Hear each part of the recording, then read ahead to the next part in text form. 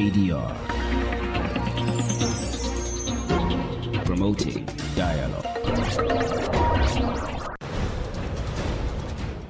It's midday in Dakar and Banjul. Good afternoon and welcome to Newslink here on West Africa Democracy Radio, broadcasting on 94.9 FM and online at wadr.org.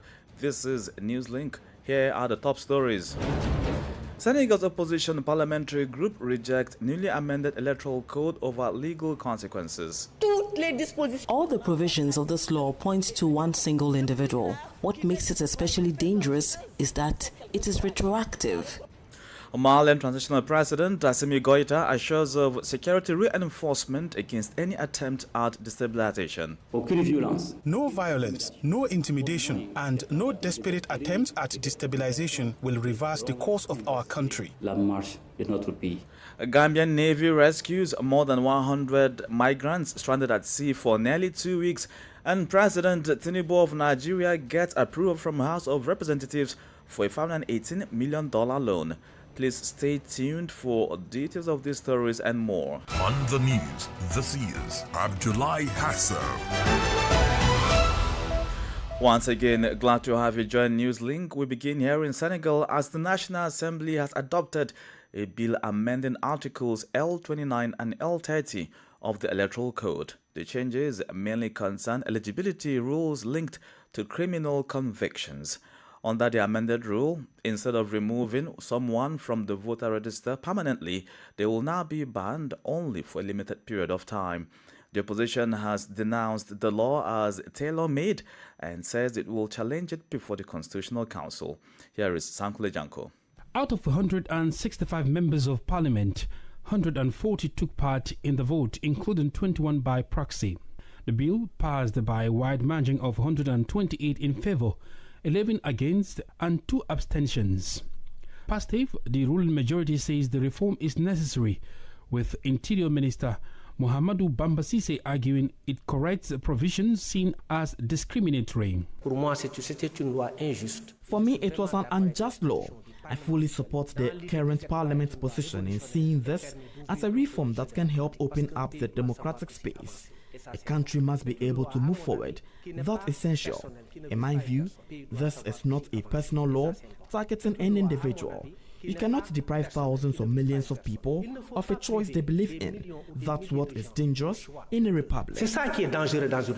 But the opposition is pushing back.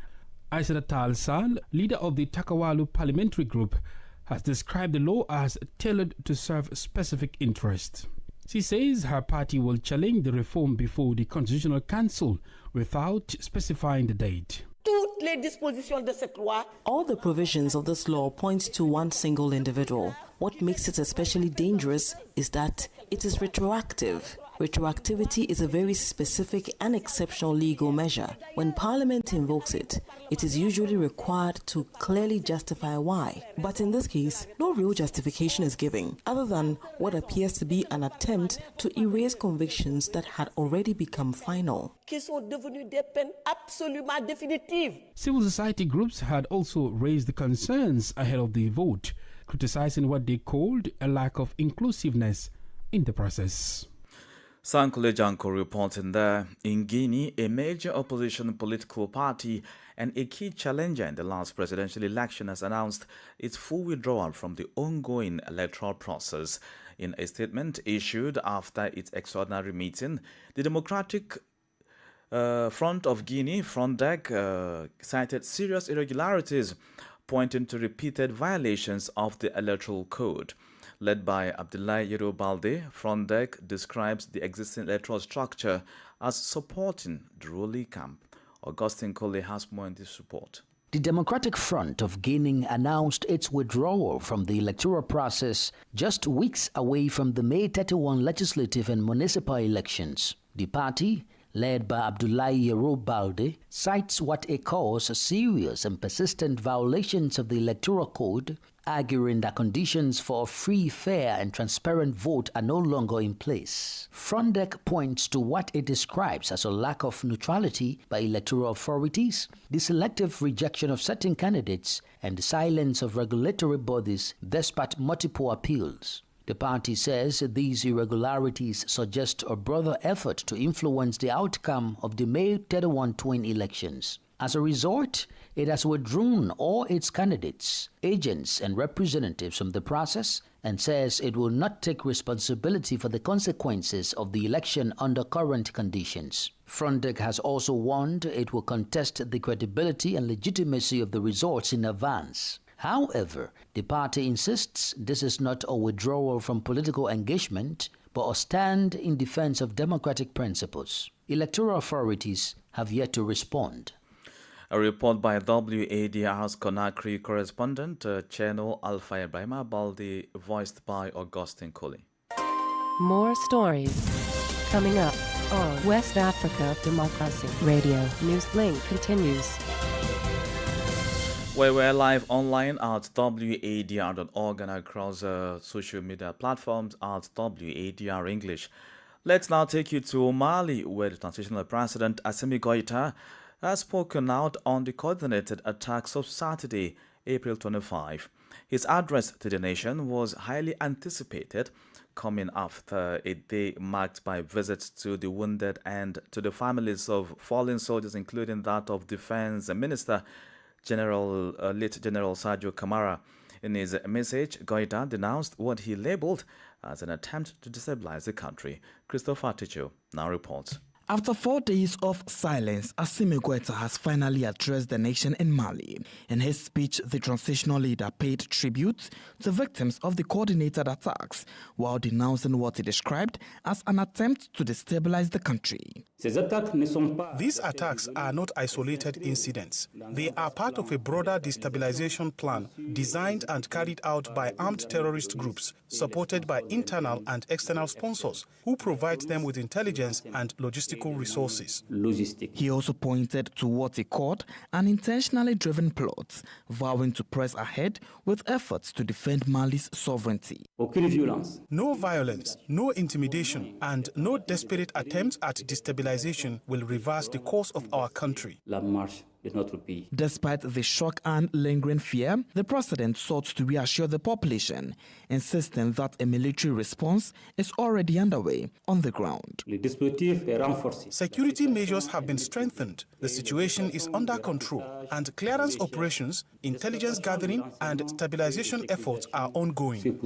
However, he did not provide an official toll of civilian and military casualties. He did nonetheless acknowledge support from fellow Alliance of Sahel state members and Russia. Christopher Ticho, that report filed in by Makan Fofana from WADR's partner radio in Bamako. In a separate development, the International Criminal Court (ICC) has ordered more than 7 million euros in reparations in the case of Al-Hassan Ak Abdulaziz Ak Mohammed Ak Mahmoud. He was charged with crimes against humanity committed in Timbuktu between 2012 and 2013. During a public hearing, judges ruled that over 65,000 victims will benefit from both collective and individual reparations. Francis Boniface tells us more. The plan focuses on community-based support alongside targeted assistance, such as rehabilitation, education, and psychological care, while also including symbolic measures to preserve memory and dignity. The ICC set Al-Hassan's financial responsibility at around 7.25 million euros, though implementation will be handled by the Trust Fund for Victims due to his lack of resources. The fund has been tasked with mobilizing additional support from states and partners. Judges stressed that the women and girls who suffer specific abuses must receive tailored support, while victims of severe violence will benefit from more individualized care. This ruling follows Al-Hassan's conviction in 2024 for crimes against humanity and war crimes committed when Timbuktu was under the control of armed groups affiliated with Ansar-ud-Din and Al-Qaeda in the Islamic Maghreb. The crimes in question were committed between April 2, 2012 and January 29, 2013. The case marks the second time a Malian conviction has reached the reparation stage at the ICC after that of Ahmed Al-Faki Al-Mahdi. The Trust Fund has until January 27 to submit a detailed implementation plan, with parties given 30 days to appeal the decision. A report by Francis Boniface. More on legal matters. A legal battle is unfolding before the ECOWAS Court of Justice, where Reporters Without Borders (RSF) has filed a complaint against Côte d'Ivoire and Benin. The case by the media watchdog concerns the arrest and continued detention of an investigative journalist, Hugues Comlan-Sosokpe. RSF accuses both Abidjan and Cotonou of serious violations of Sosokpe's rights. The organization argues that Côte d'Ivoire breached key obligations including refugee protection rules, press freedom guarantees, and the public's rights to access information. Comlan-Sosokpe, founder of the media outlet Olufofo, was arrested in July 2025 in Abidjan while attending an event organized by the Ivorian Ministry of Digital Transition and subsequently flown by private jet to Cotonou. He is facing charges of cyber harassment, rebellion, and alleged support for terrorism. Crossing over to the Gambia, a naval patrol unit with a group of irregular migrants stranded on an island in Bunyado in the North Bank region. The armed forces say around 120 people were left for nearly 2 weeks without food or clean drinking water before the operation was launched on Sunday evening. According to officials, the naval team was swiftly dispatched to the area to carry out the rescue following an alert. As WADR's San Donald Mendim Banjo reports, the migrants are now safe and being processed by the relevant authorities.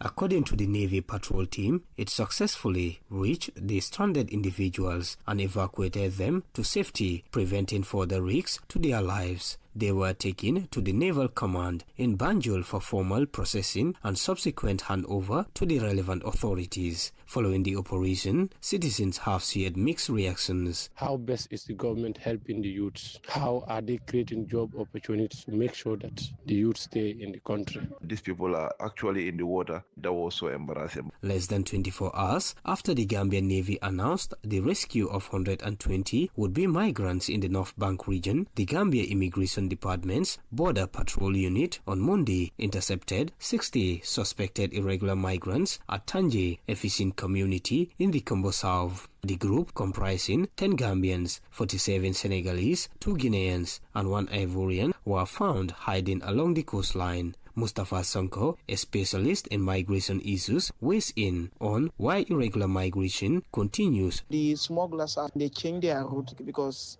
securities have been beefed within the Gambia. But this also increase risk for migration, including abandonment and lack of basic survival needs, traditional route, and the emergence of more informal, less accountable smuggling arrangements. According to migration data, nearly 900 Gambians lost their lives attempting to migrate in 2025. The vast majority, 840, died at sea, while an additional 53 deaths were recorded on land, highlighting the continued dangers of irregular migration.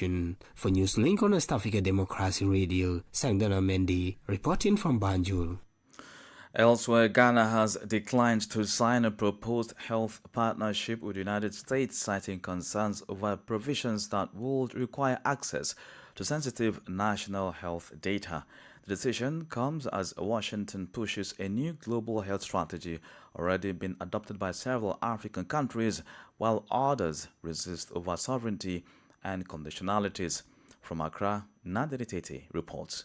Sources familiar with the negotiations say talks began late last year and were initially routine, but became increasingly tense as Washington pushed for stricter conditions, including access to sensitive health data. Ghana ultimately declined to sign before an April 24 deadline, citing concerns over those provisions. The deal was expected to provide about $109 million in health support over 5 years, although details of Ghana's financial contribution remain unclear. Authorities in Accra have since communicated their position to the United States. Ghana's decision reflects a broader divide across Africa. Countries like Zimbabwe and Zambia have also rejected similar agreements over concerns about sovereignty and attached conditions. However, several others have signed onto the U.S. initiative, including Nigeria, Rwanda, Uganda, Cameroon, Liberia, and Cote d'Ivoire. Kenya has also signed a major deal, although its implementation is currently facing legal challenges. The differing responses highlight an ongoing debate over balancing critical health funding with national control over data and decision-making. The U.S. State Department maintains it does not disclose details of bilateral negotiations, but says it remains committed to strengthening partnerships. The proposed agreements fall under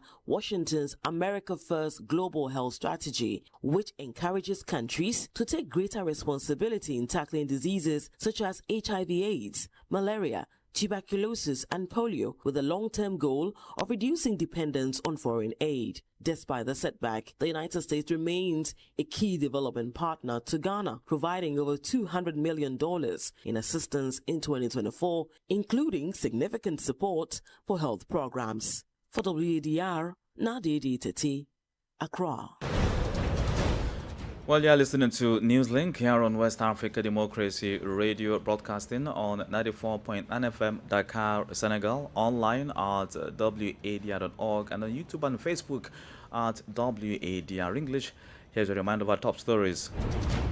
Senegal's opposition parliamentary group rejects newly amended electoral code over legal consequences. Malian Transitional President Assimi Goïta assures of security reinforcement against any attempt at destabilization. Gambian Navy rescues more than 100 migrants stranded at sea for nearly 2 weeks. Still ahead in the news, President Tinubu gets approval from House of Representatives for a $516 million loan. We also have the press review, guest interview, and sports news. Please. And breaking news all the time. Hear it first as the news breaks, only on West Africa Democracy Radio. Newslink continues. Many thanks for staying with us.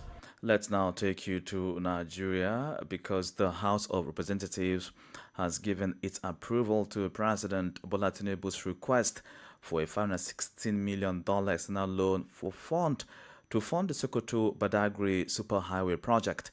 The endorsement by the lower chamber of the National Assembly represents a significant step in the federal government's drive to expand infrastructure nationwide.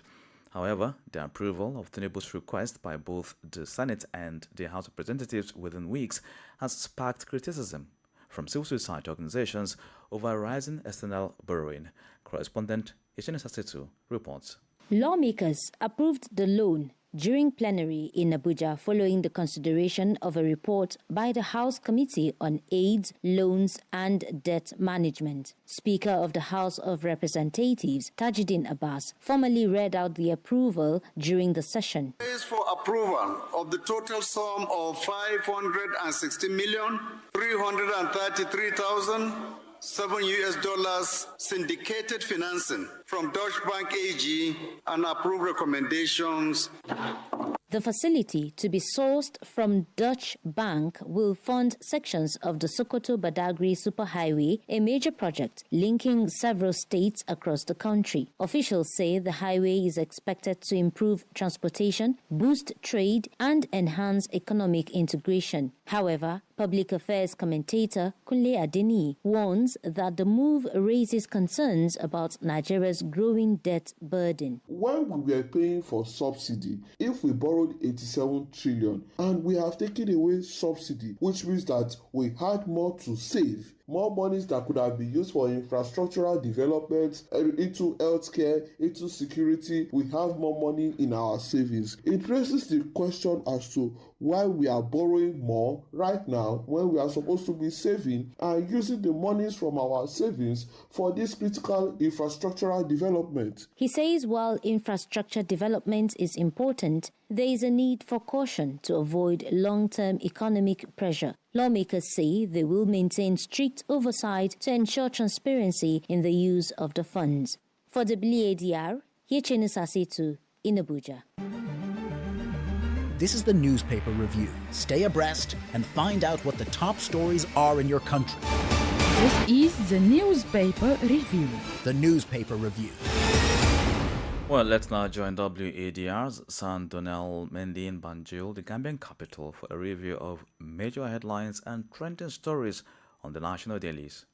Let us start the review with the Standard newspaper. Group calls for Barrow ECOWAS to revisit MOU on Jammeh. According to the Standard newspaper, group known as the People's Power Organization, the Gambia has petitioned President Adama Barrow, as well as ECOWAS, the African Union, the United Nations, and the European Union, calling for the enforcement of Memorandum of Understanding that they claim permits the return of former President Yahya Jammeh. Government denies passport shortage as hundreds storm Gambia embassy in Spain.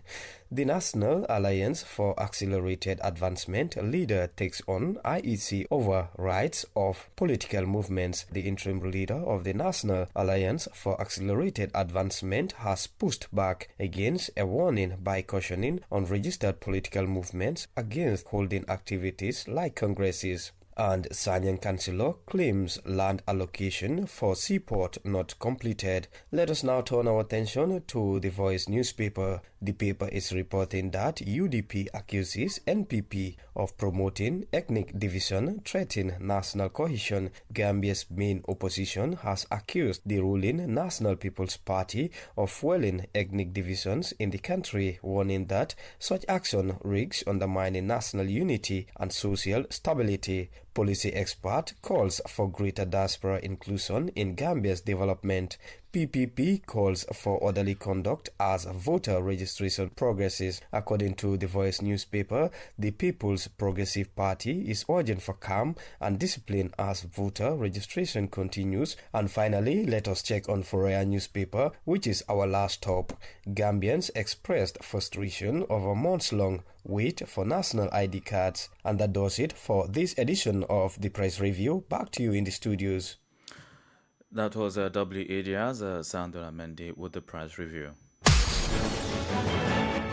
Politics, analysis on major news, social matters, and Chodo Montel, a former Senegalese MP.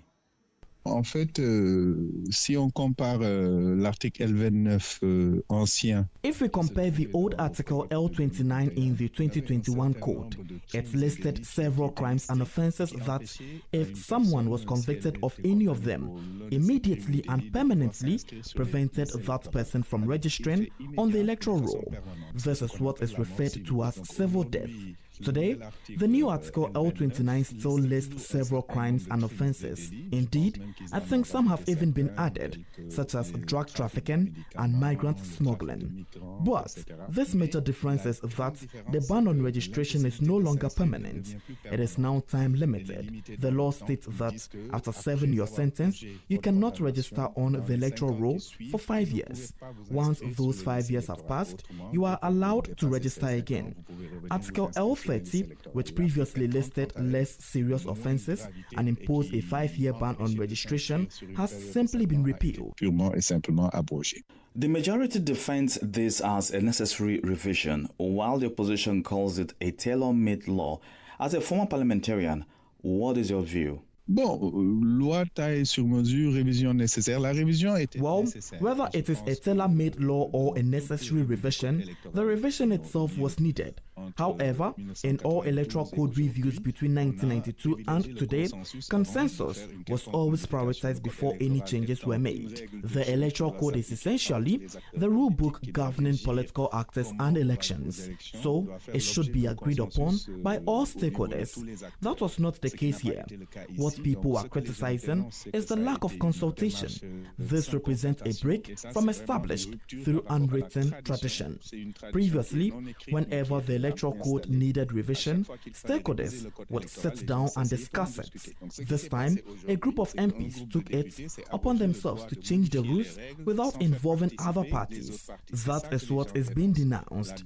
Secondly, what makes this new provision problematic is that the legislator violated a fundamental legal principle that laws should not be retroactive. By introducing Article 2, they allowed individuals who had already been convicted in the past to benefit from the new provisions. In doing so, they made the law retroactive. While lawmakers technically have broad powers, in a republic, certain principles should not be violated, because once a person does it, it sets a precedent for others to do the same. Ça augure que demain, quelqu'un d'autre pourrait faire la même chose. So should we now expect that criminals could take part in elections in Senegal? Bon, ce n'est pas quelque chose. That possibility cannot be ruled out. A person who commits a crime is tried, convicted, and serves their sentence. After that, they are considered to have repaid their debt to society.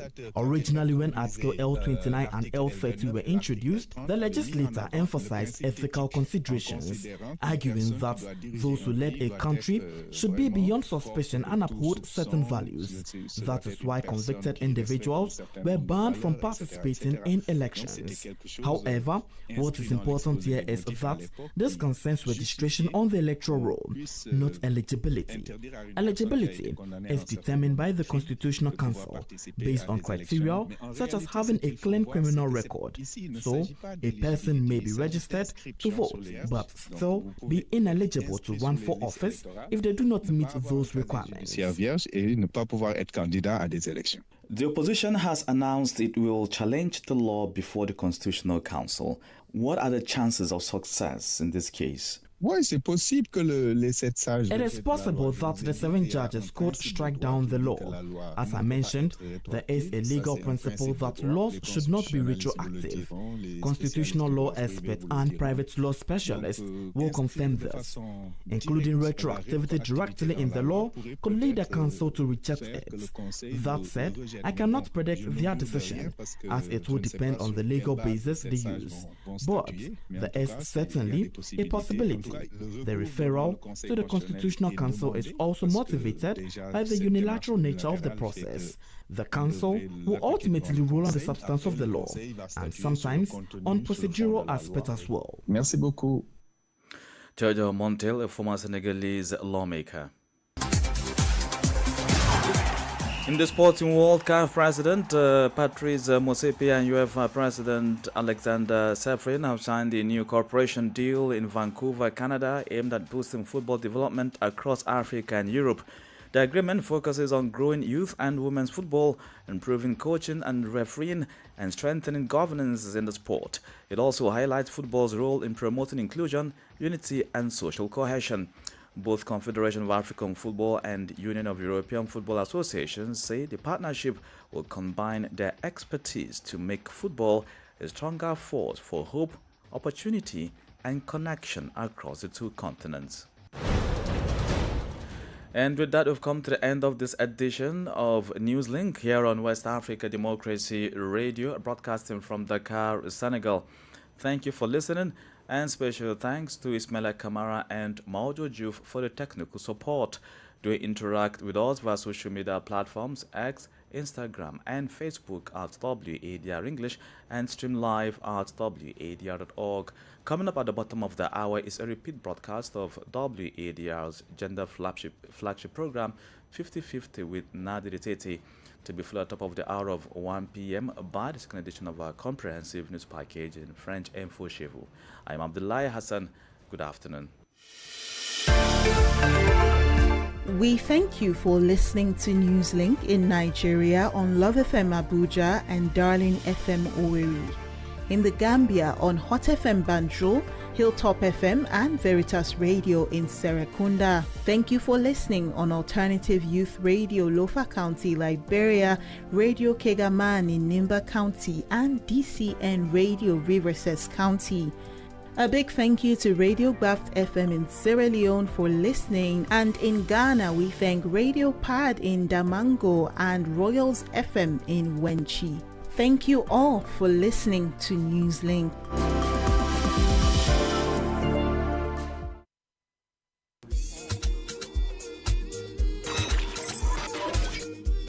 For any cackle, I giggle. WADR. You can listen to us on 94.9 FM in Dakar through our website www.wadr.org. This is West Africa Democracy Radio, 94.9 FM Dakar. The program you're about to listen to is a repeat broadcast.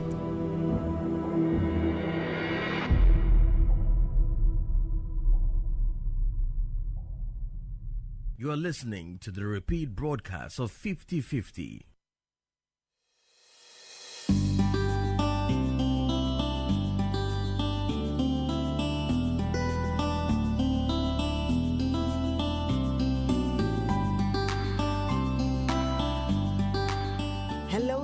and welcome to another edition of WADR's Gender Program 50/50, broadcasting from West Africa Democracy Radio 94.9 FM in Dakar, Senegal, and also live on our partner stations in Liberia, the Gambia, and Sierra Leone. If you're listening to us anywhere around the world via WADR.org, thank you for connecting with us. My name is Nadidi Tete, and I am the host of the program.